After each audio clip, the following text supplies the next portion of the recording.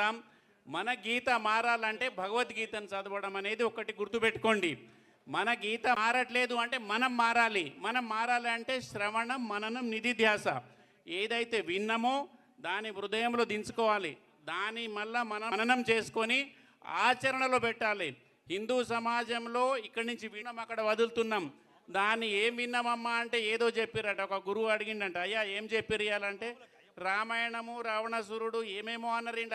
రావణుడా రాముడా ఎవరు రాక్షసుడు అని అడిగిండట ఒక విన్నోడు. అట్లా ఉండవద్దు మన పని.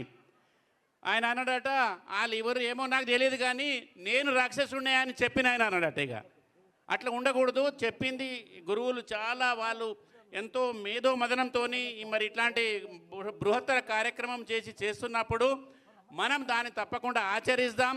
మన యొక్క జీవనాన్ని మరి ఆ ఆచరణలో మరి ఇంకొకరు ఒక మనిషి తన ఇల్లు మారాలి అని అంటే ఆ అమ్మలక్కలు ఆ ఇంట్లో ఉన్న యజమాని మారాలి. మరి ఈ కార్యక్రమంలో విన్నదాన్ని తప్పకుండా ఆచరిస్తూ మరి ఆ ఋషి రుణము, ఆ దైవ రుణాన్ని తీర్చుకుంటారని ఆ సమయం ఇచ్చిన శ్రీనివాస్ గారి వారి బృందానికి అందరికీ ఒకసారి ధన్యవాదాలు. భారత్ మాతాకి, గో మాతాకి, గంగా మాతాకి, జై శ్రీరామ్.